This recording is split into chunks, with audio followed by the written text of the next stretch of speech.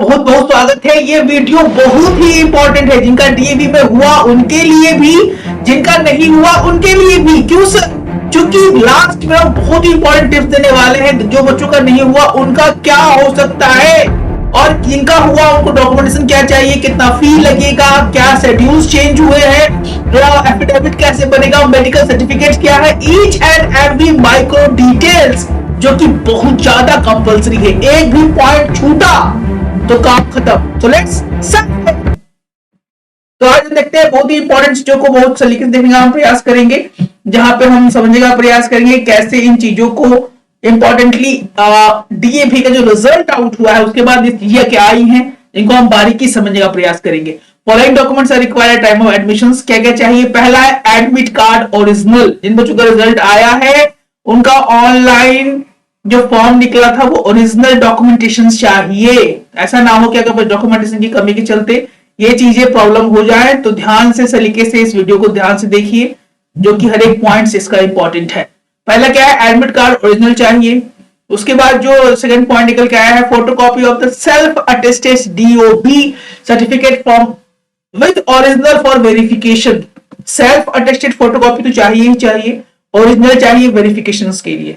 Class 2 onwards original transfer certificates, क्योंकि class 2 की vacancy निकली नहीं है, आने वाली है, इस पॉइंट्स पे ध्यान नहीं देना है। 2 ऑनवर्ड्स उन बच्चों के लिए है जो क्लास 8 के लिए ट्रांसफरेबल है। जो क्लास 8 है उनके लिए ये चीजें हैं, जो हमारे एलकेजी यूकेजी नर्सरी वाले बच्चे हैं उनके लिए ये चीजें इतनी उपयुक्त नहीं है, क्योंकि 2 के ऑनवर्ड्स लिखा गया है। Original medical fitness certificates of the child by registered MBBS doctor, that is very very important. Employ certificate of BSPSCL employ, affidavit चाहिए, इसका परिणाम इसमें अटैच कर दिया गया है, वो भी हम बाद में चर्चा करेंगे।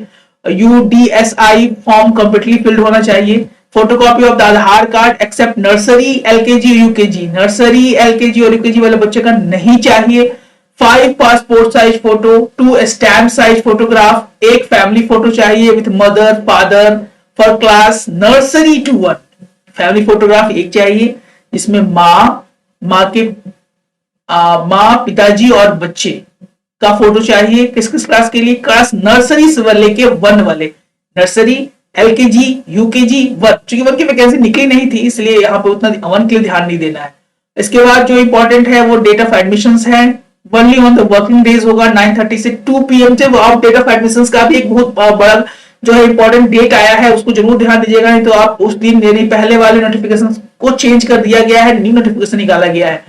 फी क्या है? बहुत इंपॉर्टेंट चीज है सर। क्लासेस की बीएचपीएससीएल वार्ड मेंबर है तो बहुत ही कम फी लगेगा आपका, लेकिन अगर आप अदर्स हैं और डीएवी बीएससीबी के स्टाफ वार्ड है तो डीएवी सीएमसी का रूल चलता है, उसके अनुसार वो चीजें लगती हैं।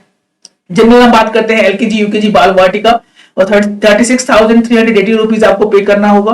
और क्लास 8 में है तो उसका रजिस्ट्रेशन चार्जेस 38,480 रुपीज, 38,480 रुपया क्लास 8 वाले बच्चों के लिए, 36,380 रुपया यहाँ पे आपको पे करना पड़ेगा बाल वाटिका एलकेजी और यूकेजी का बदले बच्चों के लिए। Keep debit card credit card for the payment, cash is not accepted.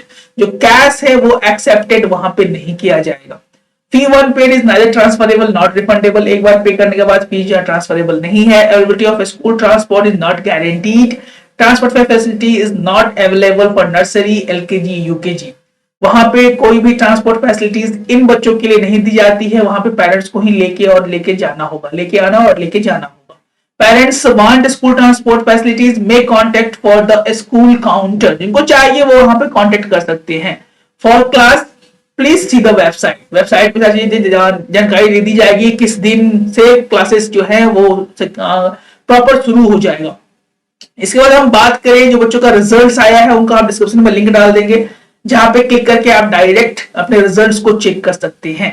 उसके बाद हम देखते हैं रिवाइज शेड्यूल कर दिया गया है। पहले का शेड्यूल से अगर देखा जाए तो रिवाइज शेड्यूल कर दिया गया है। नर्सरी वाले बच्चे का एडमिशन 5 तारीख को ले लेना है आपको। एलकेजी वाले बच्चे को 6 और से 8 तारीख को आपको एडमिशन ले लेना है।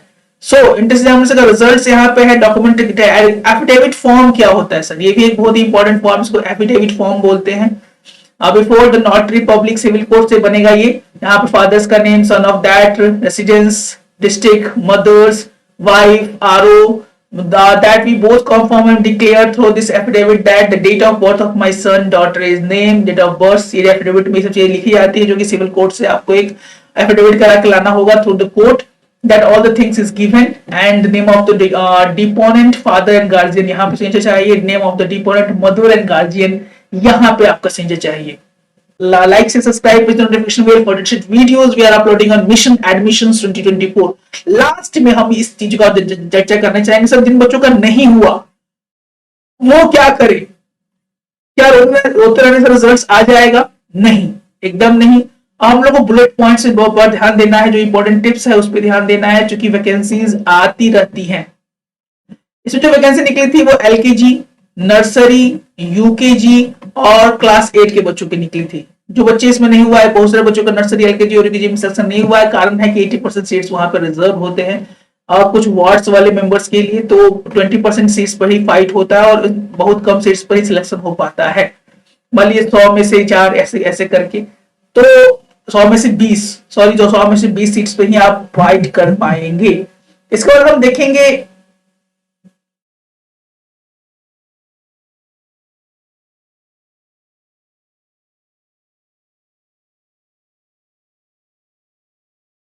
इसके बाद हम देखना चाहेंगे बच्चों की यहाँ पर आपको ये कारण है कि बहुत सारे बच्चों का रिजल्ट नहीं निकल पाता है. तो क्या सर, क्या रोने से सफलताएं नहीं मिलती हैं? आपको एक अच्छा स्टेप उठाना है. अब ये स्कूल्स की वैकेंसी आ रही, जो इस वैकेंसीज आएगी हम बताने का प्रयास करेंगे अपने चैनल के माध्यम से. उन फॉर्म को भरिए. MIBS का फॉर्म निकला हुआ है, उसको हमारे चैनल पे जाके आप दे सकते हैं, इसका आप फॉर्म भर सकते हैं. उसके बाद जो भी स्कूल की वैकेंसी आउट हो रही है, यूकेजी की भी और वैकेंसीज आने वाली है, जो अनुमानतः एलकेजी के बाद ही वैकेंसीज आउट होती हैं. अभी भी रिजल्ट्स बाकी है. रिजल्ट्स क्या बाकी है? लोयला हाई स्कूल का रिजल्ट बाकी है, तो घबराए नहीं. उसके बाद एनडीए नोटरडेम एकेडमी का रिजल्ट्स बाकी है. उसके बाद बाकी है सेंट जेवियर्स का रिजल्ट्स बाकी है. तीन पटना के बेस्ट स्कूल जो कि आप बहुत से बच्चों ने फॉर्म भरा होगा, इसका रिजल्ट्स बाकी है. और बहुत से स्कूल की vacancy back to back UKG के लिए भी निकलती रहती है, तो अभी हम बताने का प्रयास करेंगे. क्लास 1 से क्लास 1 की वैकेंसी आने वाली, जो बिहार के बहुत सारे प्यारे बच्चे हमारे बैचेस में इनरोल हो चुके हैं. लेट ना करें, इसको इनरोलमेंट लेना है, इनरोल होना है. दिए गए नंबर्स पे कॉल करके हमारे में इनरोलमेंट ले सकते हैं. बी पटना स्टॉप स्कूल, चूंकि पढ़ेंगे बच्चे तभी तो पढ़ेंगे बच्चे. मेहनत अपने हाथ में है, फल अपने हाथ में नहीं है. That is very very known.